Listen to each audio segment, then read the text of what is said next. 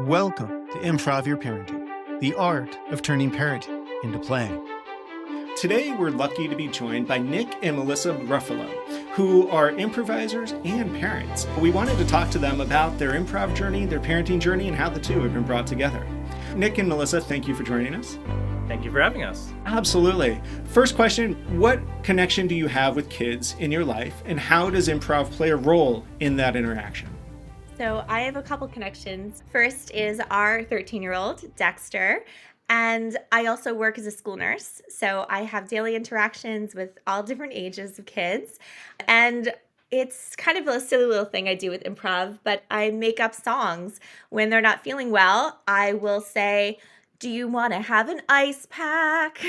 instead of saying, "Do you want to build a snowman?" Nice. It's just a little thing to kind of distract and take their mind off things. Anything from that to in the car playing improv games on our way to anywhere, really. I've made improv pretty much a part of my daily life. Wow. Yeah, and you're a little more immersed in it. My day-to-day is not working with kids. I work with software developers, Well, it's but kind of like kids. I do obviously have a 13-year-old, which I spend every day with. But I'm very involved in our community. Improv is certainly a part of my daily life because I'm a very creative person. I do a lot with creating board games, and improv is a really good way for me to place myself in different roles and kind of story out what would happen here or there, and then how would things change that creative process. So it actually is part of everything both of you do every day. Tell me about your kids and how the improv infuses into the interaction with your kids.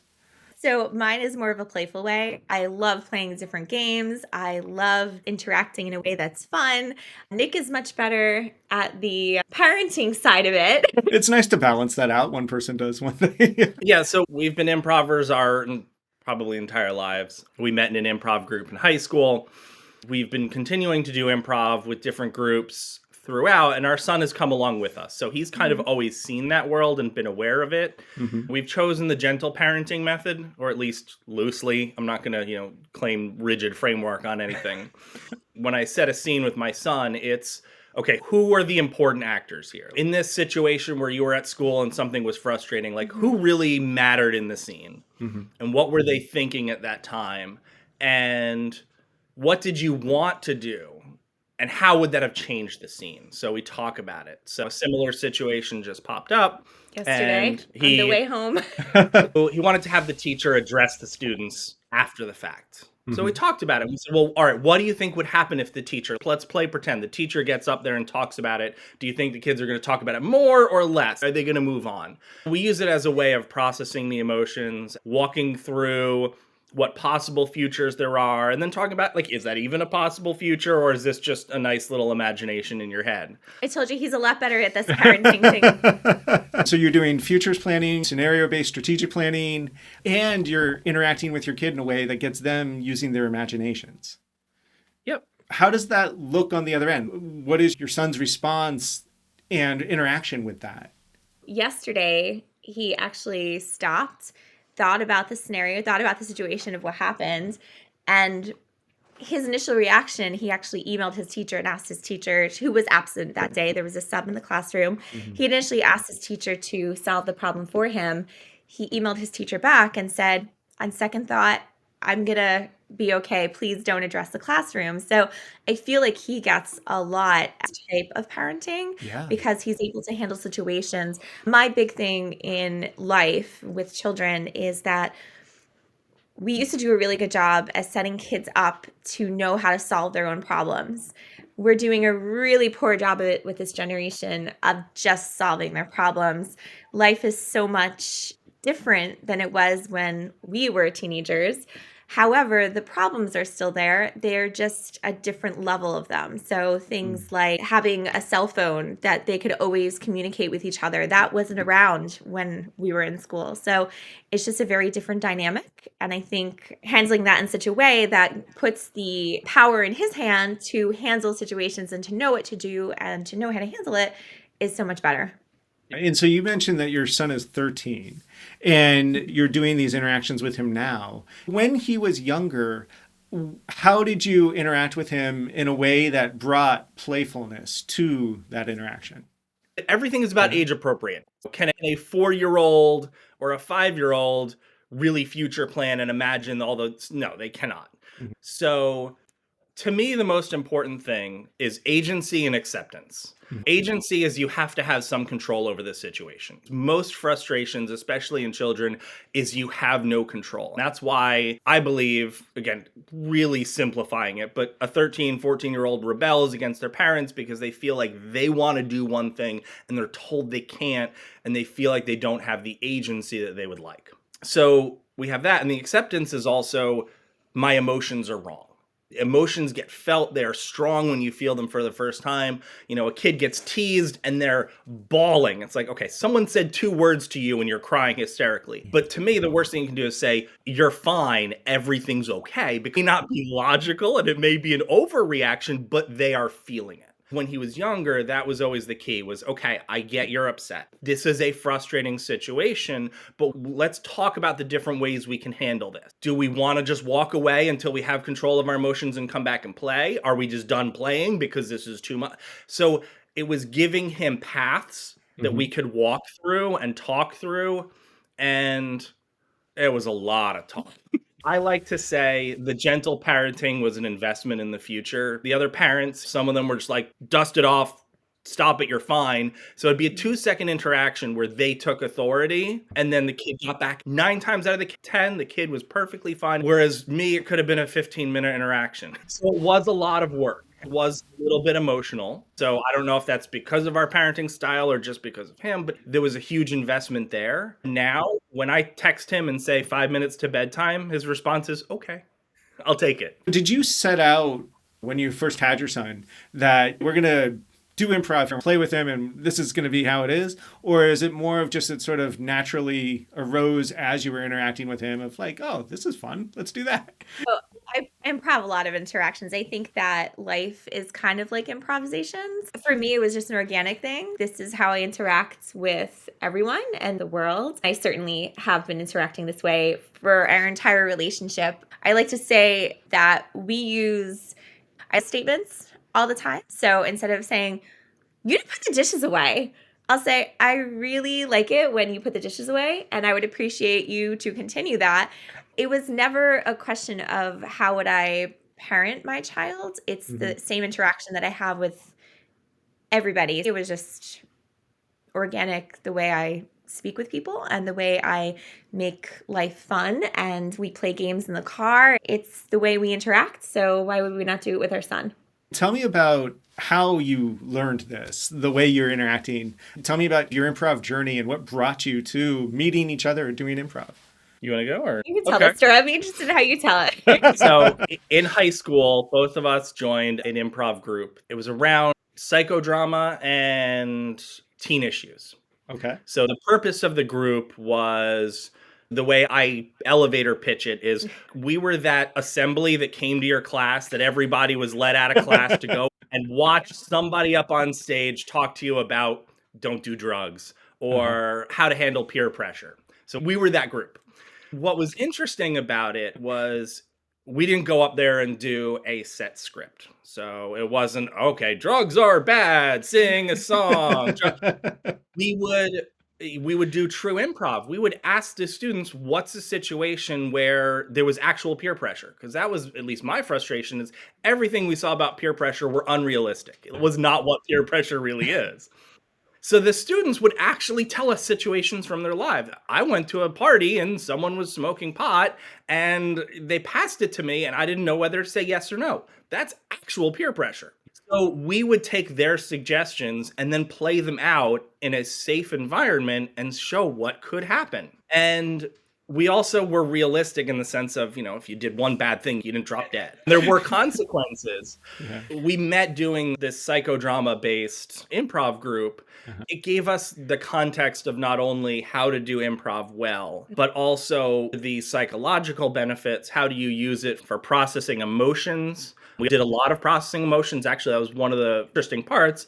After a scene, the actors would get up and the audience would then get to ask us, you know, like, how did you feel? Why didn't you do this? Why did you do this? Yeah. And Sure. in character as the audience as well as the actor. I mean, we were teens acting for other teens, so it was really helpful for us. That informed me with working with my son, was really kind of after the fact. Why did you do this? Why didn't you do this? And my big thing is you can't change the past, but you can change the future. By So learning from it. knowing Yeah. what we know, what are we going to do next time that's going to be better? So Definitely. my big thing is I actually got more out of, we would have weekly meetings and we would meet as a group. Mhm. During that time, we would process your week, but we also would go over how to do improv. We would go over little scenes. I think that helped me just as much as being on the stage and doing scenes because you were able to sit in a group of your peers and really review the emotions, situations, whatever it is. There was a facilitator who would go around. The most important thing I learned is how to not only improv, but how to interact. Yes, and fine, but I statements really were helpful in my entire life. I use I statements all the time. I use yes and. Don't just agree, say yes. And I want to add to that. Improv is so useful. Yes, we met in high school. We were only 16.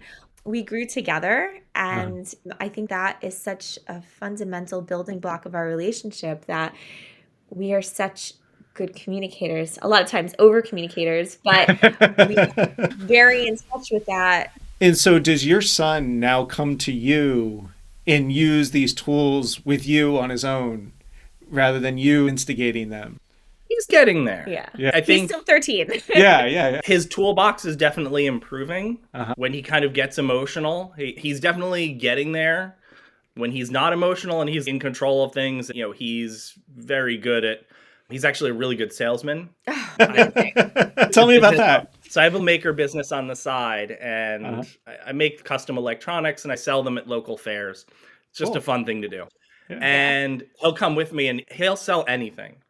Wow. We made these little potion bottles with little stones in them, and everyone who walks by gets the sales pitch. His success rate is insane. He'll sell to anyone. He'll sell to grandparents. He's like, "Hey, you have grandkids. I'm sure you do. They're gonna love it." So he's going to be set up well.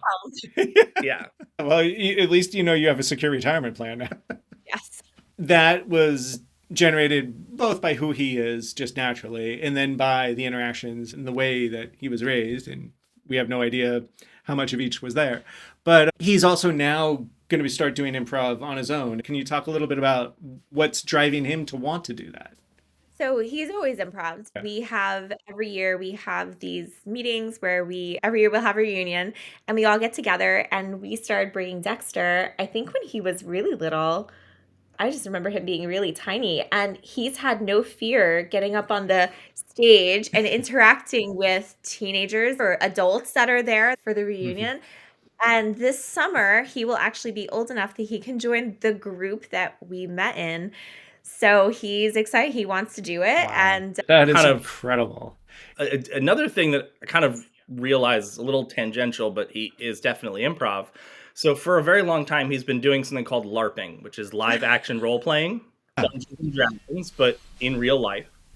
And there's a program, and it's run by a bunch of alumni of the program. So they're in their late teens, early 20s. And it's for young teens, 8 to 13 or 8 to 14. They basically run around in the woods and pretend to be rogues and wizards and things like that. And they have plastic swords and they fight with each other. It is improv, and it allows you to kind of explore and be someone else for a little while. And I've done Dungeons and Dragons for a long time, and I've actually run a game with Dexter and his friends and their parents as well. And I find that is a really safe environment for kids to explore actions with consequences. Yeah. Especially violence is something that's a no-no. But in Dungeons and Dragons, you're allowed to be a little violent. You're allowed to kill the kobolds. But you're not allowed to go in and just burn the inn because there's consequence. It's consequences in a safe environment. It gives children a chance to explore some things they may not ever be able to in real life, and then see what the consequences would be, and then realize this is a really bad thing to do, or this is a really good thing to do. never thought of that. Which actually goes back to the group you were in as teenagers, sort of consequences of your actions. That sounds like something that improv has helped you explore yourselves and then train Yep. others to help explore is if you do this, what happens? What's the outcome of this thing? And you can play with those futures and say, well, which one do we like?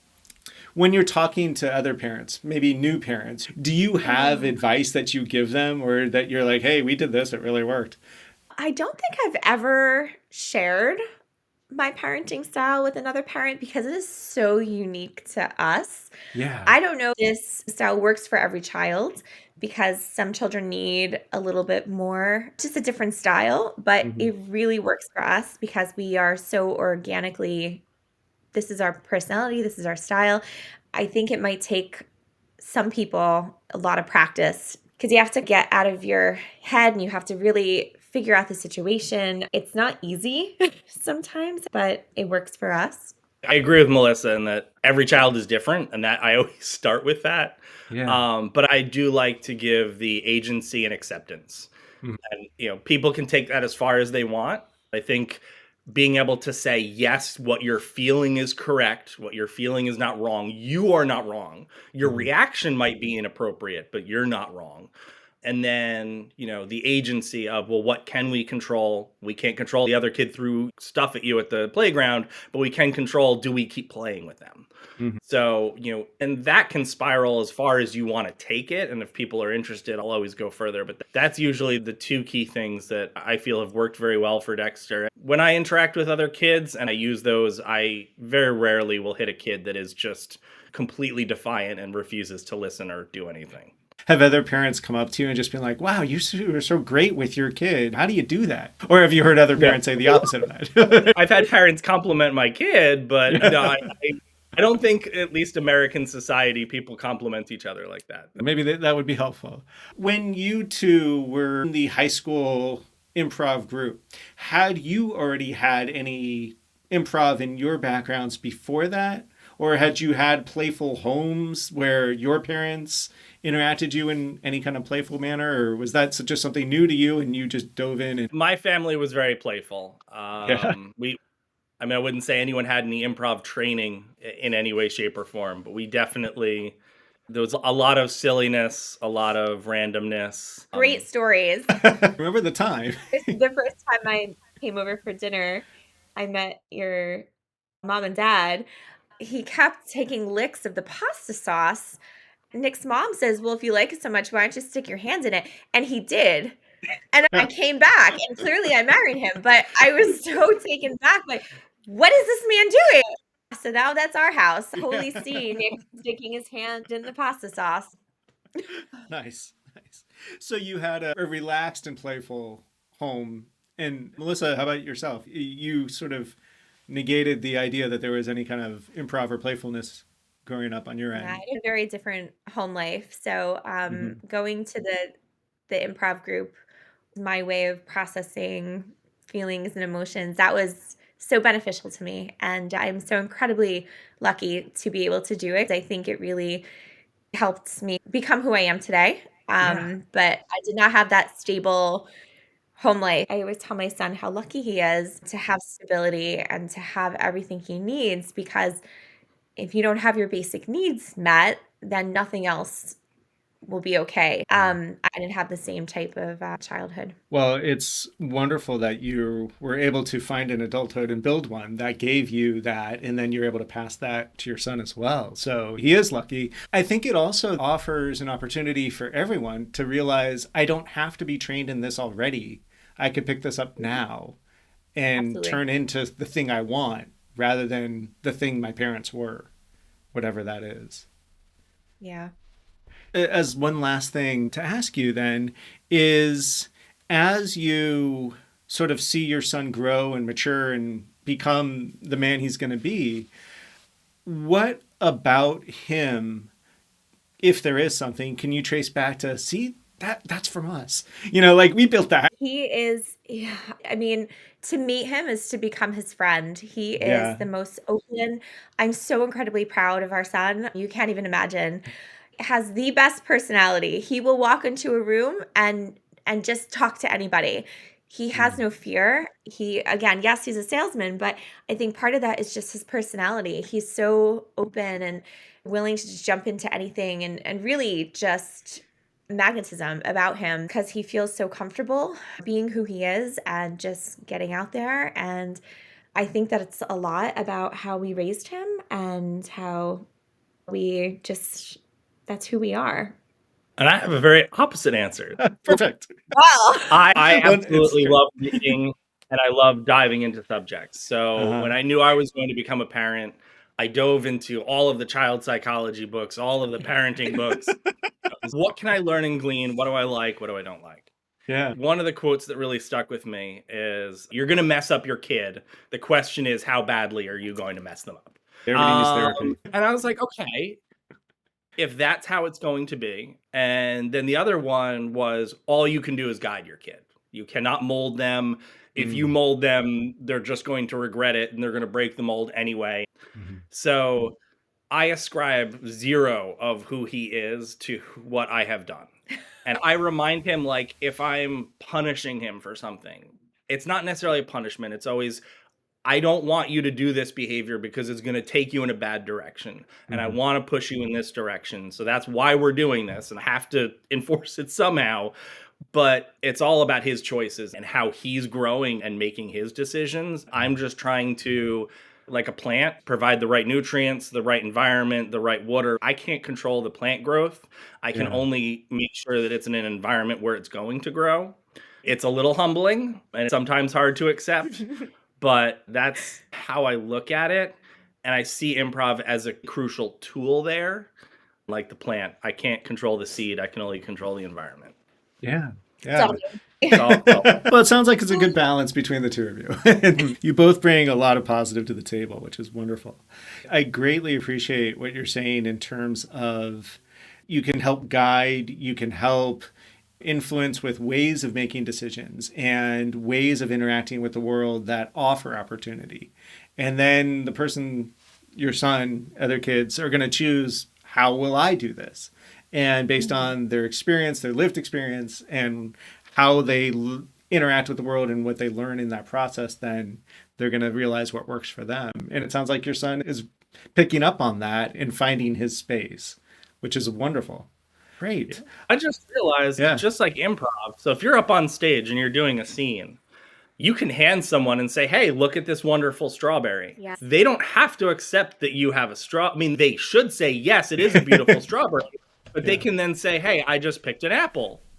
And they can go, you can't control them. Yes. Yeah. A good scene only works when both of you trust each other, are working towards something together. Yeah. So that's how I see parenting. I can't give him his lines.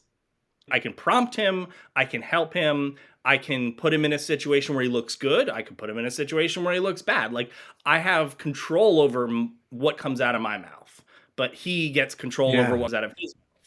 So this actually happened the other day. We were doing a one-word story, which we often do on the car rides home because they're long and there's traffic. And I started with my word and we kept on going. And then he said, no, I wanted you to say this word. I said, but that's not the word I said. And he said, but why not? And I said, well, that's not what I was thinking. I was thinking this word. So I said, we could either go with my word or you could not play with me anymore. He said, fine. And he went on to the next word. Yeah. It's funny because, even something as little as that, we play off each other and he realizes that he has no control over what I do or what I say, but he can either interact with it or he can stop what we're doing. And he'd rather keep going, which is like a great sign, right? Yeah. Definitely. Which teaches boundaries as well. That's another important thing with parenting is, especially if you grow up in a privileged world, you believe that your boundaries go a little further than they should. We wanted to make sure that he understood he can't make someone be your friend. If the other person doesn't want to be friends, that's their decision. Yeah. You can be upset about it, but you can't change their decision and you can't change what they want. A big part of improv is when you say, hey, look, I want my agency, that means other people get their agency as well. Absolutely. Well, this has been such a wonderful conversation. I'm sure we could do a lot more questions and you have a lot more experiences to share, but I also know that you have a kid to take care of and, and a day to live. So I'm going to end it here. Thank you so much for being part of this. Thank you. Thank you for having us.